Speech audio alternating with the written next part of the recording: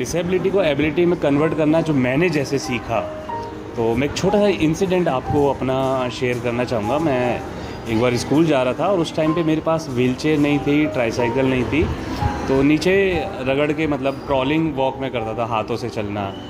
तो हुआ ये कि घर से एक करीब 801 किलोमीटर दूरी के पे स्कूल होगा, और मैं जब आधे रास्ते पहुंचा तो वहाँ पे कुछ डॉग्स थे। उन्होंने मेरे पे, क्योंकि देखा मैं भी उनकी तरह वॉक कर रहा था, तो उन्होंने मेरे पे अटैक किया और एक दो डॉगीज़ ने मुझे काट लिया।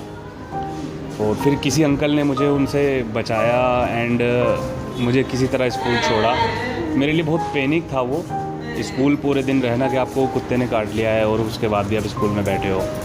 मैं गवर्नमेंट स्कूल में था जब वो, तो मैं शाम को मैं घर गया। अगले दिन मेरे पास दो चॉइस थी, स्कूल छोड़ छाड़ के घर में बैठता और कोई हाथ वाला काम सीख लेता, जैसा कि सब लोग चाहते थे कि ये हैंडीकैप है तो घर में बैठ के कोई काम कर ले। और दूसरा ऑप्शन था कि मैं जाऊं और उन डॉगीज़ से लड़ूं या कुछ ऐसा रास्ता निकालूं, क्योंकि स्कूल जाना है तो उनको तो डेली फेस करना पड़ेगा। तो वहाँ जब डॉगीज़ ने काटा तो वो मेरी डिसेबिलिटी को काटा। अगले दिन मैं अपनी एबिलिटी लेकर गया। उस टाइम पे स्कूल में मिड डे मील में बिस्कुट मिला करते थे, तो जिस दिन मेरे को डॉगीज़ ने काटा तो मैंने वो बिस्कुट खाए नहीं, बैग में ही रख लिए। अगले दिन जब मैं सेम उसी रास्ते पर जब निकला तो मैंने क्या किया, मैंने वो जो बिस्कुट थे पिछले दिन, मैं पहले तो जाके चुपचाप बैठ गया, मैं भागा नहीं।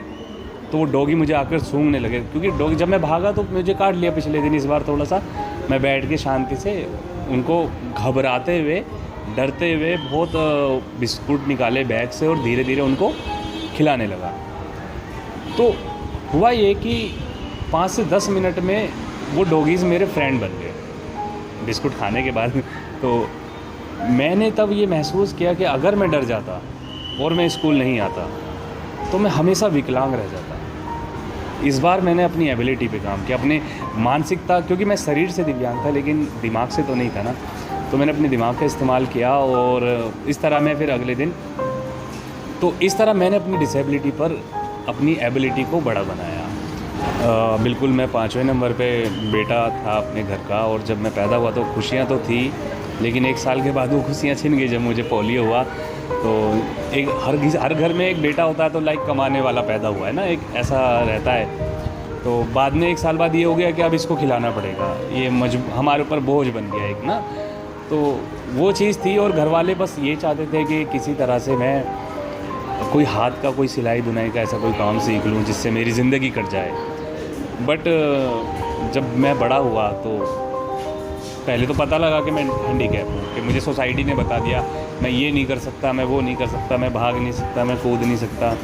बहुत सारी चीज़ों में मुझे मेरी सोसाइटी ने मुझे ये फ़ील करा दिया कि मैं डिसेबल्ड बंदा हूँ। अब मेरे पास फैमिली का सपोर्ट, मॉरल सपोर्ट तो था, लेकिन मुझे सोसाइटी में खुद की पहचान बनानी थी, क्योंकि फैमिली में हर जगह जब तक आप कुछ अच्छा नहीं कर रहे हो आपको रिस्पेक्ट नहीं मिलेगी। आप डिसेबल्ड हो गए या नॉर्मल कोई भी हो, आप जब तक कुछ अच्छा नहीं करते हो, चाहे वो आपकी एजुकेशन हो या बिज़नेस हो या कुछ भी हो, आप अच्छा नहीं करते हो आपको कोई नहीं पूछेगा।